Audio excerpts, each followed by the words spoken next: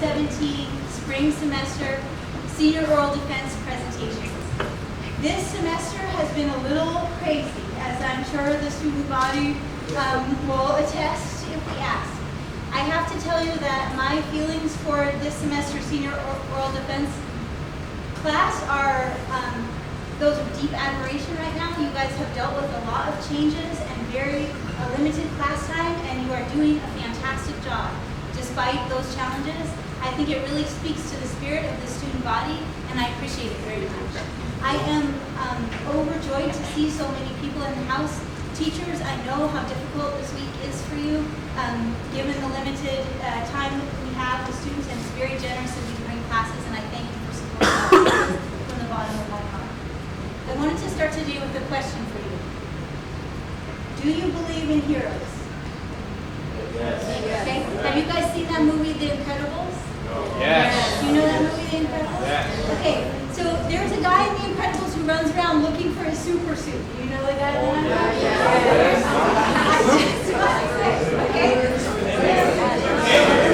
Okay. You know what I'm referencing. Okay.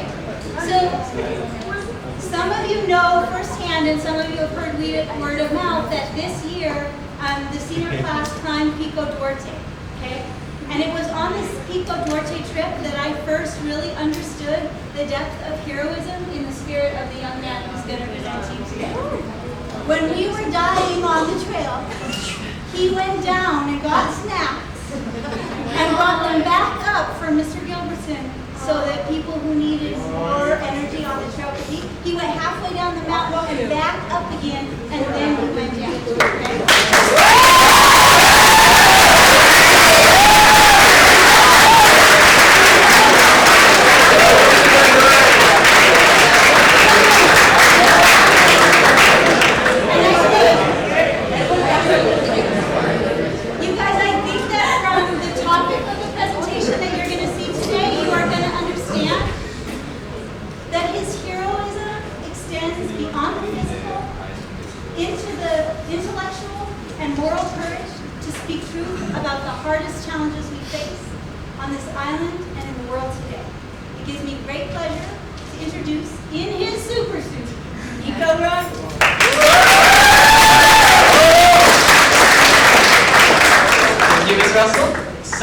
Before I begin, I would like to make one quick disclaimer. This is a very serious and very saddening topic. So if at any point you feel like you need to leave, you are more than willing to, because such sensitivity, in my opinion, is what we need more in this world. So to begin, I would like everybody real quick to look right under your desks and see if something's taped there. So just look right under your desk if there's something wrong. How do you treat it?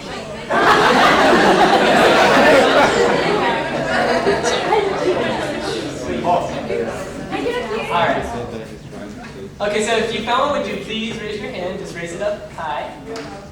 Alright, sweet. I would like now, since both of them were young women, I would like you to give that to a young gentleman sitting close to you. Right. And Rodrigo, would you mind reading what it says on that little metal band? Be a friend to those in On the other one, sorry. The metal band. What? There's a little metal band. Now we know. Yeah, thank you very much. So, my name is Nicholas Rodriguez, and my presentation, titled, shocker, Now We Know, talks about combating the commercial sexual exploitation of children in the Dominican Republic. So, I would like to introduce you to Miranda. And Miranda was a young girl who grew up in Santo Domingo, and she grew up as an orphan. And until the age 11, she remembers being passed from relative to relative in extreme poverty. She would collect aluminum cans, and then she would sell them just to earn food. And at 11 years of age, she was approached by an older man. And this man posed as a guardian. He said that he'd give her a new life. And so she went with him. But unfortunately, this was just a disguise. And this older gentleman began to exploit her vulnerability, and this relationship quickly became abusive and turned into sexual assault. And during this time period, after she lived with him for a couple of years, he began to sell her to other men. She would have to go, sleep with other men, and then give the money back to him. And so Miranda's predicament was dire, to say the least. Not only was she being dehumanized on a weekly basis, but she had no escape. She had no economic livelihood to support herself, no family members, and really there was no one who would help her. She was trapped. She felt like she was a slave. And this is what commercial sexual exploitation of children looks like today, in our country and in the world. And so commercial sexual exploitation of children, also referred to as CSEC, is commonly defined by experts as controlling and limiting the victim's movements, threatening deportation, threatening to harm the victim or his or her family, and physically harming the victim. So worldwide, there are approximately 2 million children trapped in the commercial sex trade. So that is 2 million kids under the age of 18 who are being sold as a commodity for money to give someone else sexual pleasure. This problem transcends international borders. As many times the perpetrators and the criminals, either through kidnapping or promising of a better life, will take them from one country to a different one. And CSEC often begins due to the lack of other livelihoods. Many of these victims are extremely poor and have no other options. So when they're offered this chance to go work at a hotel or go work in a tourist area in a different country, they gladly take it, thinking that this is their way out. But unfortunately, that is not the case. And this problem mostly affects females. And I'll use this to transition into what the problem looks like here. According to Luisa Rosario, a woman who for the past 5 years has been valiantly serving with the Dominican Republic against CSEC, says that approximately 95% of the children, 95% of the victims here are girls. And although we might want to be defensive about this, the UN, in a recent study in 2013, said that we had the 3rd fastest rate in the growth of human trafficking. It's a shocking fact, but it is the truth. And so oftentimes here, the commercial sexual exploitation of children takes the form of survival sex. And survival sex is basically where the victims have to agree with the perpetrator's demands in order just to receive food and shelter. And this is particularly true with the victims who are from different countries. So from Haiti, there are many girls who are brought here illegally, and they are known as restaveks. And also there are many girls who are brought from Central America. And these are the ones who are being exploited here, and they're trapped because they truly have no place to go. They can't even go to the law enforcement because they're an illegal immigrant. So they fear going to law enforcement for fear of being put in jail. And many times they're exploited in bars and brothels that are most of the time close to tourist areas. And the perpetrators include the pimps and madams. They are the individuals who control the girls. And they are advertised by the motoconchos, or the local motorcyclists, who will go to tourist areas and offer to take them to a place where they can receive what they're looking for. And the people who are buying such merchandise are locals and tourists. So this isn't a problem of just a single group. This is a problem that we all face. Now, I would like to say something about slavery. Slavery, according to most common definitions, is a person who is held in servitude as the chattel of others, or one who's completely subverted to a dominating influence. And so in my opinion, CSEC is slavery. A recent girl who was just rescued in an interview said the first time that she was exploited, she lost her virginity for 3,000 pesos. Now, let's just take a sec and think, what is 3,000 pesos to us? To me, I know that's the price of the new Ultimate uniform I just bought. And I don't mean to ask you this question to condemn you or to burn you with guilt, but I want you to know that 3,000 pesos to us might not be such a big deal. We've been blessed with that.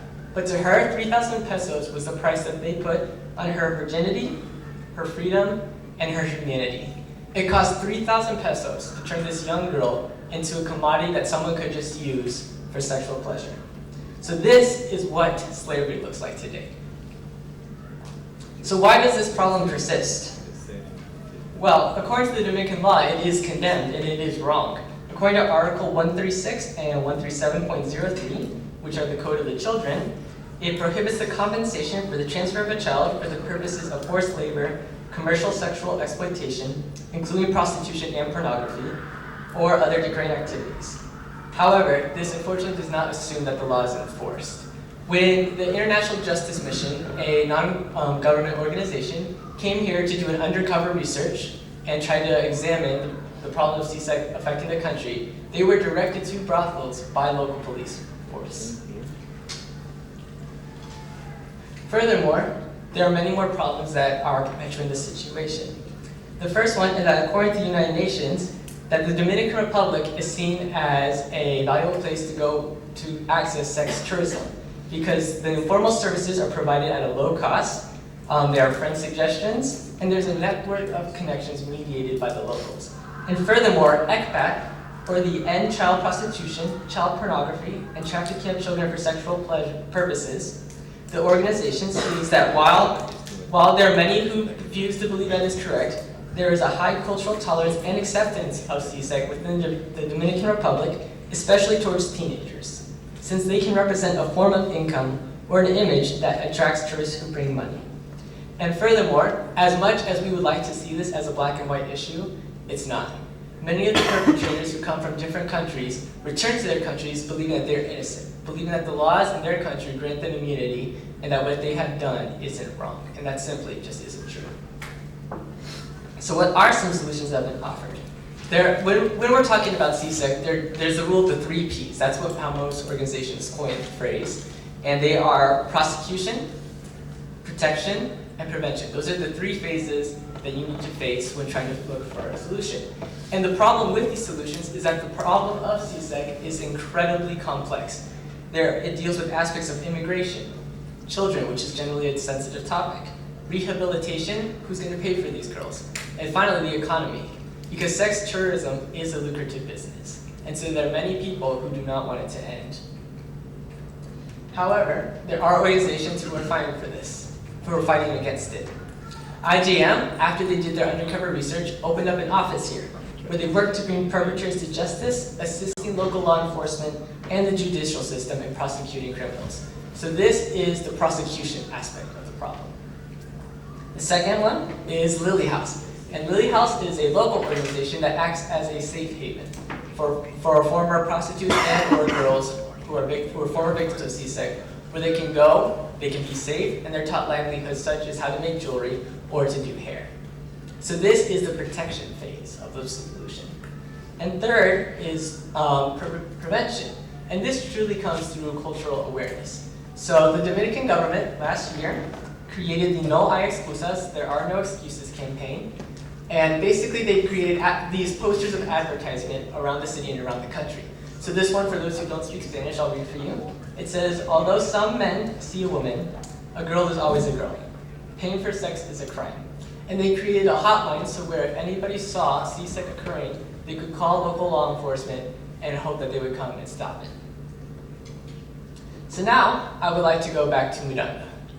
And when we left Miranda, her situation was hell on earth. It is something that we cannot simply imagine. But fortunately, there came a new day, one day. One day, when she was 15, she was sold to an older gentleman in a very normal way, and she knew what had to be done. But as she was leaving, a policeman who was walking by in the colonial zone saw this 15-year-old girl walking with a 6-year-old man, and he knew that something was wrong. And so he went and he arrested that man. And through the works of both the local law enforcement and IJM, that criminal was prosecuted and now in jail. Miranda was then taken to Lily House, where she now is 18, and she has a beautiful little baby girl. And those bracelets that you see today were made by Miranda and other women like her. And this is what justice looks like. And this is what change looks like. When you have different organizations, different people, and a culture coming together to say we do not believe that this is right, and that we're willing to take a stand and say that this is wrong. So, part of my solution that we came up with are the Now We Know bracelets. And before I continue, I would like to thank Mario Gamundi, although I do not think he is here, and Miss Erica Jude in helping create and design these. And so the idea behind these bracelets came from a quote by William Wilberforce. And William Wilberforce was the abolitionist in Britain who worked against slavery and ultimately brought its end in that country. And when talking to those around him, he said that you may choose to look the other way, but you can never say again that you did not know. And so the purpose of these bracelets is to inform the public. And when you wear these bracelets, this represents a lifelong commitment to refrain from CSEC. And so I'm happy to say that these are now being produced, and they are, after the presentation, you can order them for 400 pesos, and they are geared towards, while women can buy them, they are geared towards men. And now I would like to talk to the young men specifically in the room. And so because of the hand you've drawn in life, you will be placed in two positions. The first position is at some point in your life, you will have access to CSEC or to normal prostitution. So it is your choice at that moment whether to just turn a blind eye or even go along with it. Or it is your choice to take a stand and to say, no, I will not do what I know is wrong. And the second position that you will be placed in, along with many of the women, if not all the women here, is that you will be placed in a position of power and influence. And that is your choice, where you can influence others to take a stand with you and ultimately bring change in this country. So now that you know, so now that you're aware of the problem, you can leave this room and you can continue your life, because I hope none of us here are involved in CSEC, and so I'm grateful for that. But the problem will continue. So if you're willing to take a stand, then I urge you to. Because now that you know, my question to you is, what will you do? Thank you very much.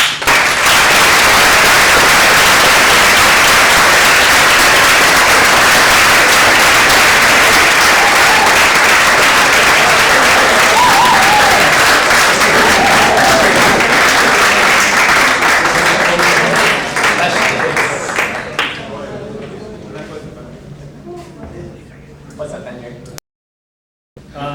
The Lily House. What's the certain amount of time? Is there an average amount of time that a woman goes to the Lily House? You said they can stay there. Yes, sir. They can stay there many times for as long as they want. They're the only women there, and many women who graduate of the program choose to stay and help train the others. It also helps too because they share a very similar experience. Right. So former survivors are much more willing to come to the Lily House to receive assistance and aid. I want to interject something. You guys, I didn't say this beforehand. I usually say it at the beginning, but I was so keyed up that I forgot. I really strongly encourage students to participate in the question and answer session. The presentation has been recorded and will be posted so that Nico can use it to create his final draft. So the better the questions you ask, the better his final draft will be. So I encourage you to participate. It's for everyone in the room. Yep, Lisa. Yeah, what made you choose the topic, and like, what's your connection to? Okay, so my connection is my father is part of the IJM team who came down, and so this was a problem that unfortunately I learned about very early on, and it's something that has affected me profoundly. It's something I believe must stop. So this is something I wanted to share before the community, because both when I was speaking with Lisa Rosario, she mentioned that many Dominicans who she had to work with, both in the government and just in the law enforcement, they have no idea this problem exists and the magnitude of it. So this is something that I wanted to spread awareness about. Ramon. You mentioned that tourism has a big impact on it, and this country, tourism is their biggest sort of import promotion. Do you believe that it's like CSEC is inevitable? Okay. Unfortunately, I will say CSEC is an incredibly difficult problem that no country has truly been able to eradicate it.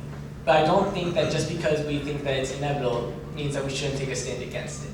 So just because the problem will always be there, or we think it'll always be there, and I hope it won't, doesn't mean that we shouldn't try to end it at that point. I'm going to ask a follow-up question. Clearly, child prostitution exists in the United States as well, yet in countries such as Thailand, Vietnam, and now the Dominican Republic, the problem has exploded. So what's the difference between the two social contexts? Why is it perhaps inevitable in both countries that there will be some pedophiles who prey on young women, but why does it explode in some countries and stay contained within others? I think particularly here, one of the main reasons, well, I'm not sure so much for Thailand and the other areas in Southeast Asia, but I think here particularly it is the corruption element, and particularly the fact that the law enforcement is not currently working against CSEC to the level that could be. And many times, as it was said, is that unfortunately most people in the Dominican Republic are turning a blind eye to it, and there is a high tolerance to this type of behavior. And so because of that reason, I think that it is allowed to continue, and there isn't truly a strong force working against it. So because the people haven't taken a strong stand against the market forces that the tourism industry brings in, we're not protecting our children. Okay, sorry, could you repeat that? So most of the sex exploitation, the majority of it, I don't know about most, I think comes from outside from people who come in doing It sex? does, however, there is a sizable majority, it's around 70 to 80% of the perpetrators are Dominicans. Oh, really? Yes. So it's not the major perpetrators aren't tourists? Correct, however, it is predominantly located in tourist areas. So that's kind of the key phrase, so it is a combination of both aspects. Yep, Camila. You showed a campaign down here that you call a hotline. But before that, you mentioned how police officers took like girls to these places, to the like brothels, they're promising a better life. And like, do you know if that campaign was like efficient, if it did any help? 'Cause I do not know if the campaign of the hotline was efficient. I do not have those statistics. However, I do believe that the campaign was effective in its raising of cultural awareness. In the fact that there does exist such a thing as a hotline, and there does exist such a thing as a campaign against it. And because ultimately this will be a change that will be caused by the people of the Dominican Republic and not just the police. So in that sense, I do think it was effective. Ms. Fernandez. Okay, so Nico, so your solution to the problem is the bracelet project. Well, part of the solution, Okay, because could you tell us any other way that any of us can make an impact or anything you thought about? Yep. So I mean, probably one of the most dominant ways that you can ultimately make an impact, and this is true, is that, this is what I believe firmly, is that in the future, the students here will represent a sizable portion of the Dominican government and Dominican business. And so I think these students, along with myself, will be placed in a position where we can make that change. So that's how I believe is the best, that's ultimately the goal of this presentation, in my opinion. Ben, there. You posed a question. You said, and who's going to pay for these girls? Did you look into that, think about that, a way for maybe imposing a tax on travelers or something like that? Because it's inevitable this is happening. It's happening in the high tourist areas. In the ways that I've seen in my research, the ways I've seen women be paid for is that they're placed in safe havens like Lily House, where they basically work, because of the jewelry is a business. And so for them, that's how they're, by selling to other tourists or to locals, that's how they're raising money for themselves. So that's basically the economic aspect of the rescue. But the government knows it's happening, yet they're failing to support or fund the rehabilitation of these girls. That's where I'm getting at. Any thoughts on that? No, and it is difficult to ask the government to fund that because there are so many different forces that are pulling at them for aid. So that's why I do think it is the cooperation between NGOs who can provide this financial assistance and the government who can provide the judiciary element of the problem. You talked about the safe houses and how like these girls are brought there, but are there ever times where they leave or they're taken away by people who they were first taken? There are instances where they leave voluntarily. However, I have not heard of an instance where they were re-kidnapped. Many times because by definition it's a safe haven, it is not a super high security fort, but there are walls and there are bars protecting them. So I have yet to hear of an instance where they have actually been kidnapped or taken away. However, many of them have gone to live normal lives. They've either recontacted a family member who they trust, they've gone to work outside of Lily House or other safe havens. Yep. Yeah, when you were speaking, I was reminded of the scandals with the Catholic Church here. Correct, yeah. And what do you think the church should be doing specifically to, help with the situation? I think the church, well, first point, should be ensuring that none of its members are participating in CSEC first and foremost, because if not, then scandals like that do occur. But I do think then ultimately it's their role to convince those who attend their churches and their congregations to tell others about this problem and to refrain from engaging in it themselves. Ms. Russell? Nico, the bracelets you designed have a twofold purpose. One is about awareness and one is about great fundraising. Can you Yes, talk ma'am. a little bit more about that and be very clear about how people can Yep. purchase one and people Yes. can donate? So the economic element of the bracelets is that, so Lily House is in Juan Dolio and they sell many other things besides these bracelets. However, after my presentation, I will have a sign-up form over there where also there'll be a couple samples that you can try on to see if you like them. And if you wish to order them, you can write down your email address and your phone. They're 400 pesos per bracelet. And as based on how many orders we receive, then Lily House will reevaluate and see how many bracelets they want to make and whether they want to create different lines. So it's kind of a work in progress at this moment. And by wearing this bracelet, what am I saying? Okay, and so this bracelet basically represents your lifelong commitment to not only to refrain from engaging in CSEC, but also be willing to take a stand against it. Because basically the phrase "now we know" is basically saying not only, so now we know this problem and we're willing to do something about this. So this is a perfect way to open up conversations with those around you and convince them to also take a stand alongside you and many others who are working against this. And ladies, I would just comment, I wouldn't date anyone who wouldn't wear one. Yep, Taylor. Is Lily House the only major safe haven in the Dominican Republic? There are others, and there are government ones as well. However, they vary widely in their effectiveness, and that is part of the problem as well. For example, there was one safe haven where a group of girls who were rescued were taken there, and they were only given as food a piece of bread and a piece of meat. So that is also part of the problem, is that there aren't enough safe havens and effective ones for them at this point, which is why there needs to be more awareness and more funding for them. Around how many girls are in the Lily? And Lily House, oof. What do you define by girls? Because there are many women there Like who were women. former. Okay, last time I was there, oof, I believe there's around, I would say around 30 or 40. But let me get back to you on that fact, because many times I only see the women who are there who are now like 30 or 40, and so many of the young girls work so there's basically two compounds. There's the store, where they sell their jewelry and provide pedicures and other such, cool things. And then there's the safe haven behind them, where that's where the women who are recently rescued are brought, and they're kept there, and it's much more safer for them. So I've obviously, for obvious reasons, been there. Yes. Are the girls who live there, do they have an opportunity to continue their education, or at that point are they just, the goal is just to get them into the workforce? At that point, the education is the jewelry and the other types, mainly because many of them are illegal immigrants or have very little to no paperwork. It is very difficult to re-get them into the education system, as well as expensive. And the public system here, unfortunately, I'm sure someone's done an SCE on that, is not up to speed, is not up to the quality that we would like it to be. Yep. We've talked mostly about the women, but you said that like 95% are women. 95%, yep. What about the 5% men? Like, where do they go when they are found, or if they are found at all? For them, it's a slightly different scenario because of the nature of the crime.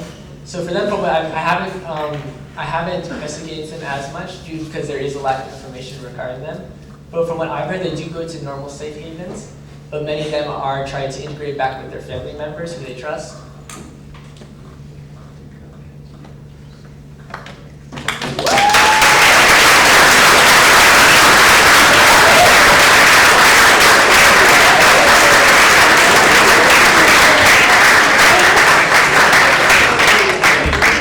Okay, you guys, we only have one SE presentation today. Nico, they officially start next week. Nico went early because he's going on a college visitation visit next week. But because I don't want Nico's super suit to be harmed if people model